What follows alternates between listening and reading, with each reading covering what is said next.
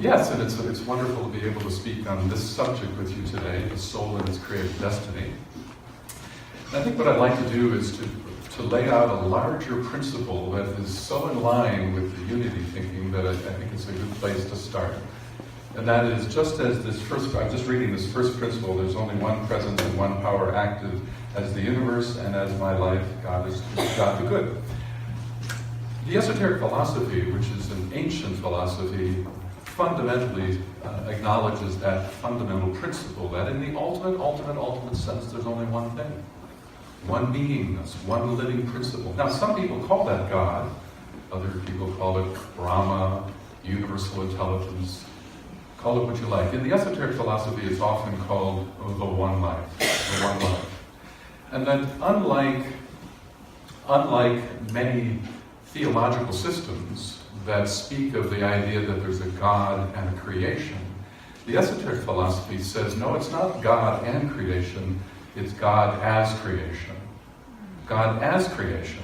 And God as creation is a totally different paradigm for understanding reality, understanding yourself, and understanding your relationship to that greater life. You see, as noted in some of the music we've been singing today, you are a spark of life from the one life. You, indeed, in the ultimate sense, you are the divinity you seek. You are the divinity you seek.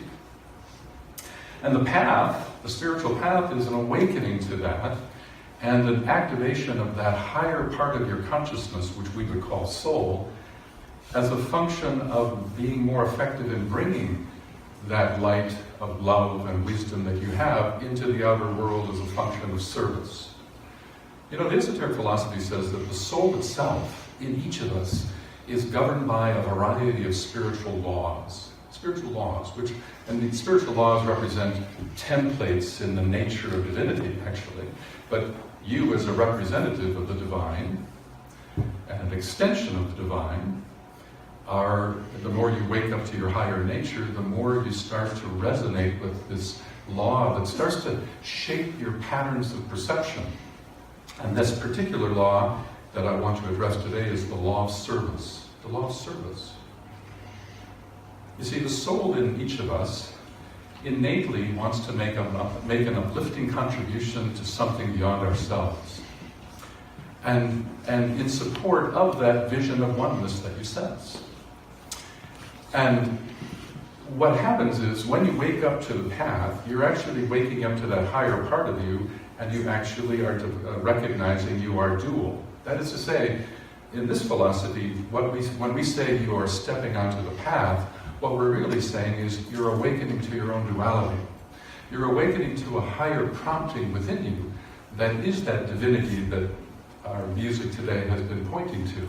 And that you're also aware of your day-to-day consciousness, your day-to-day thoughts, your day-to-day feelings, your day-to-day patterns of behavior. And in this philosophy, we call that lower part personality. But we call that higher part soul. And that higher part is that sum total of the wisdom that you hold as an agent of that greater life. Are you with me, everybody? Are you following this? So, what the soul wants to do is it wants to take that wisdom, but it needs to express itself through that personality. Your lower self is destined to be the outer garment used by the soul in order to make an uplifting contribution. The soul, sometimes you hear people say, oh, kill the personality, gets in the way. Nonsense. It's not that the personality is an obstacle. The personality is an instrument. It's a tool. And there are three parts to the personality. There's a mental component to it, an emotional component to a physical component to it. In this philosophy, we often call it the threefold personality. The threefold personality. And each of those parts of your personality is a vehicle, a tool that the soul could potentially use in order to make that uplifting contribution to something beyond yourself. The soul wants to use your mental body to shape thoughts from its divine intuitions that have the power to transform. The soul wants to utilize your emotional nature in the right way so that you can create that kind of warm feel with people, because it's through the emotions and the feeling dimension that we feel connected. And the soul wants to use your physical instrument and your capacity to effectively work in the outer world as an agent of transformation. All of those three parts of the personality are essential to the effectiveness of the soul. The title of this talk is The Soul and Its Creative Destiny. And so much of that creative destiny has to do with how well do we hold our sense of our higher self, and how conscious are we of our capacity to actually deliberately use the mind in the right way on behalf of the soul and the emotional vehicle and the physical vehicle. You know, it's so interesting because the soul speaks in faint whispers. Soft, intuitive, formless whispers. You know, in theosophy, I don't know if you know what theosophy is, which is really esoteric philosophy, there's an ancient notion of the voice of the silence. The voice of the silence. Deep inside, there's a place of utter silence, and yet there's a voice. A paradoxical thing of sensing something, and yet having no words for it. The voice of the silence. That's the voice of the soul and the spirit beyond. And yet, to do something with that silent intuitional sense that you have requires that we engage the mind correctly, because the mind needs to be able to assemble thought forms that represent that silent intuition you're sensing. This is really what I'm talking to you about, is what we call the art of magic. Spiritual magic, the capacity to sense internally something that's utterly divine and yet formless, and to give form to it. That's magic. And the first level of form that tries to emerge from that formless voice of the silence is a thought. A thought. It's been said that the art of spiritual magic is really the art of thought form building. And that thought is going to be a thought that has some sort of divine insight into it, some profound sense of wisdom, that if we could continue to build on that thought and find effective ways of bringing it into the world, you could be a transforming agent to others. But it's so interesting when you really get into this subject, because every step of the way, as that process tries to begin to shape your thoughts, the lower self, the personality, at times wants to get unduly into the game. You know what I mean? That lower self, it's sensing that you're having this higher prompting, and it starts to say to itself, "It's my idea. Isn't it wonderful? I must be special."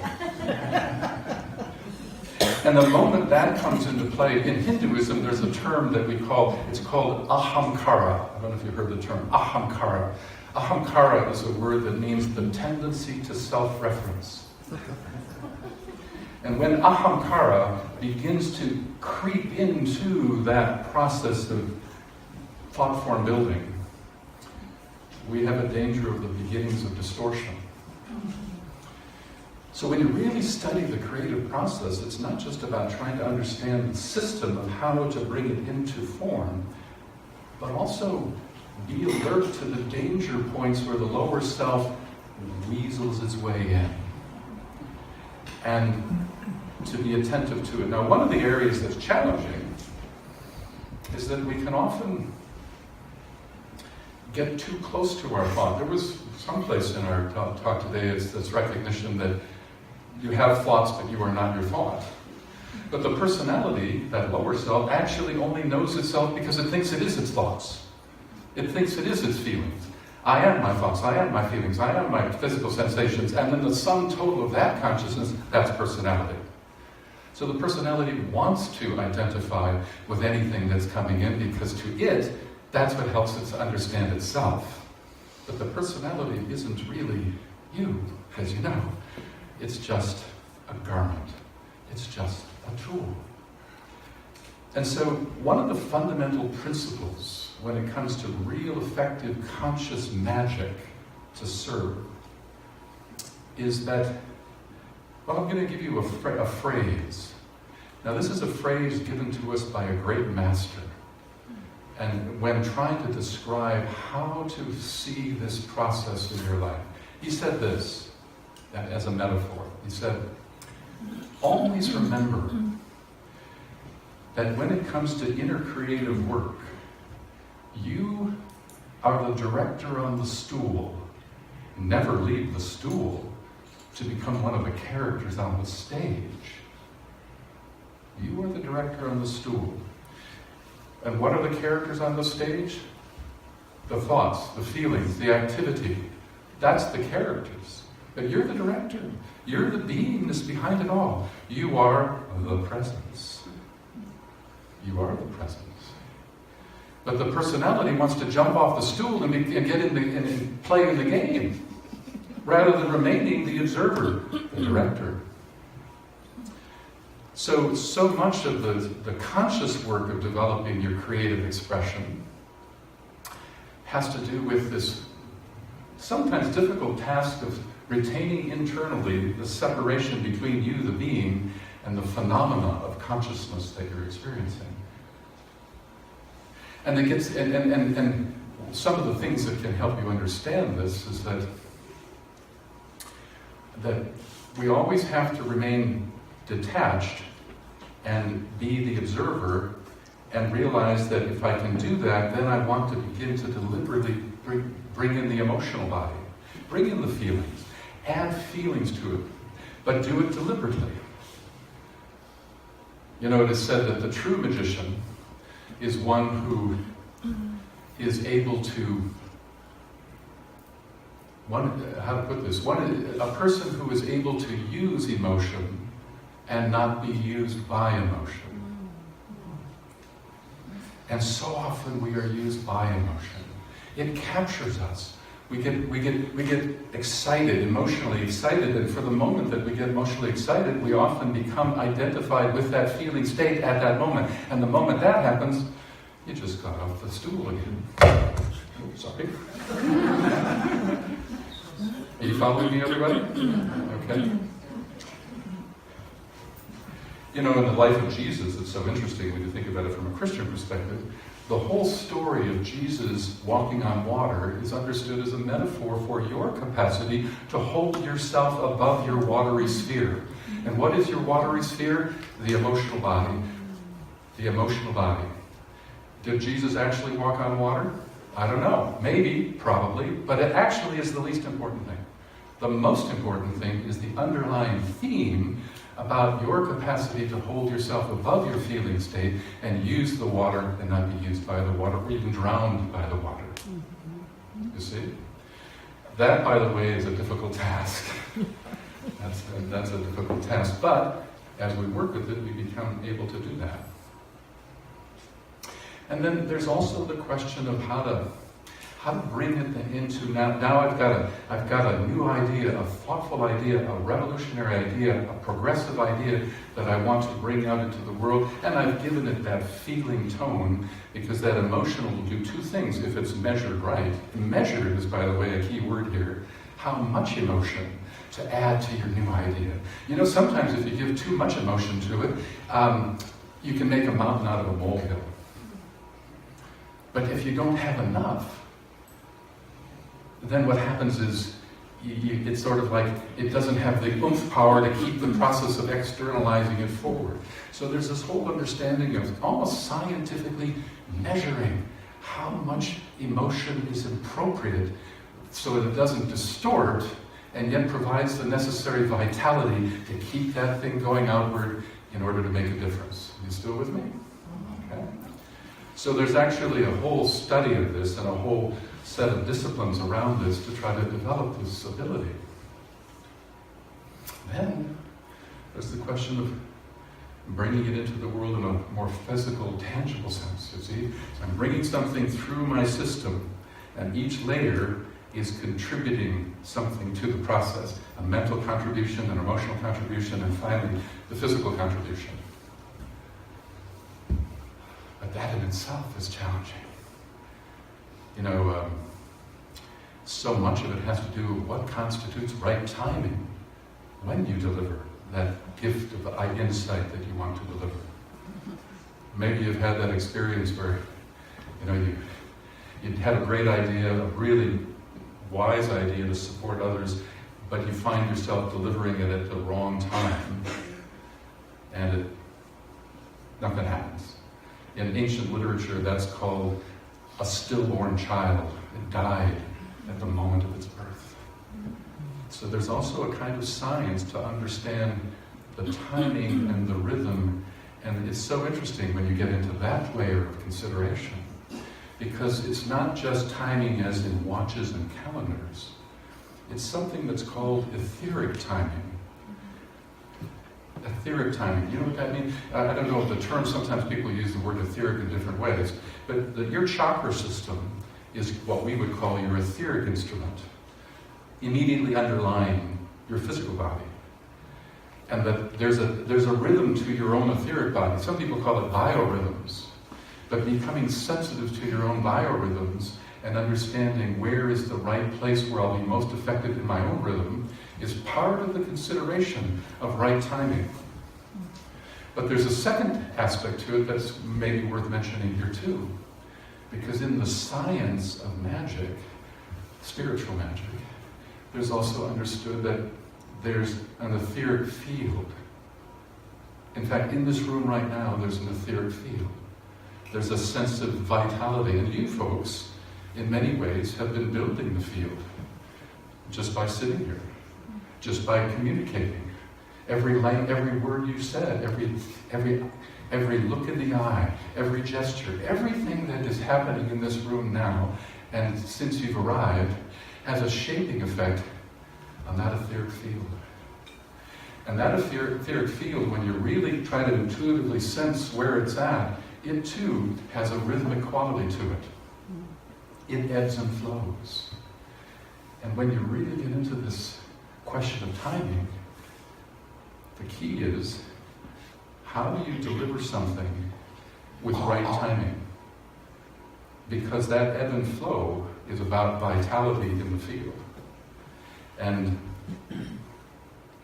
you might think, for instance, that the best time the worst time to deliver your special gift is when the field is in its decline, when it's in a downward motion. Because the vitality is low, people are not quite as attentive, and oftentimes whatever you're going to deliver goes right through, right? But there's also those times when the field is charged.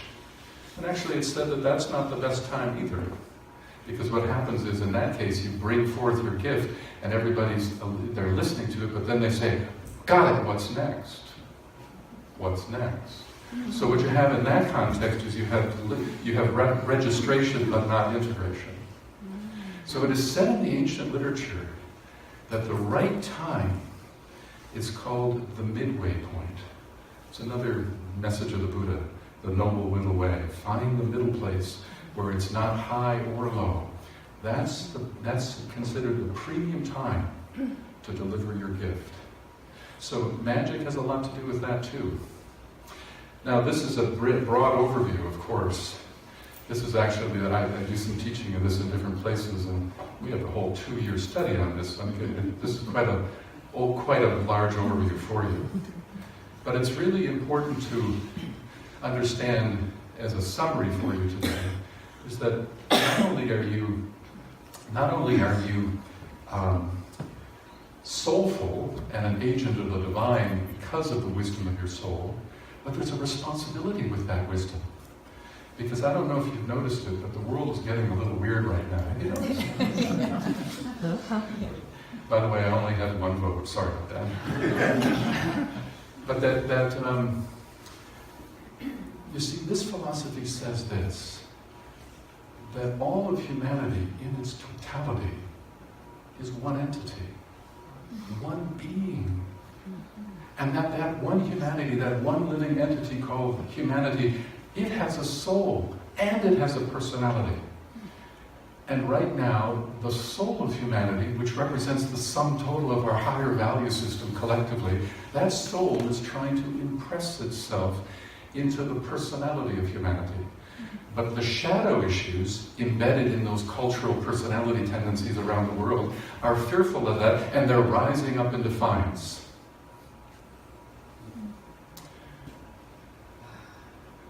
There's a battle going on here, friends, between the soul of humanity and the personality of humanity. And it's playing out in everything we're seeing on the news.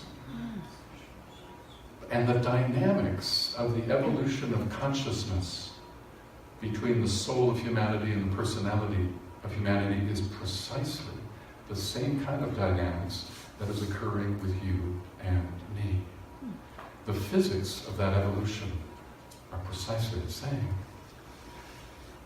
But humanity is going through a very big crisis period right now. And you have a gift. You have a measure of wisdom that you're able to sense. You have a recognition of yourself as a stream of life from the one life. And with that comes not only insight, but responsibility to bring that wisdom into the world, to make that uplifting contribution in your own humble circumstances of life. You are needed more now than any time in your life. This is your time. This is your time. And the more effective you can be in understanding how to bring your soul wisdom through your personality and allow that personality to help you but not distort it and get it out there. That's the mandate. That's your gift. And that's what the one life, you're just part of the one life, and that's what the one life is trying to generate. So I invite you to rededicate yourself to it, recognize that you are the divinity you seek, and with that comes a sense of need to serve the greater whole in a logical, practical, grounded, real way.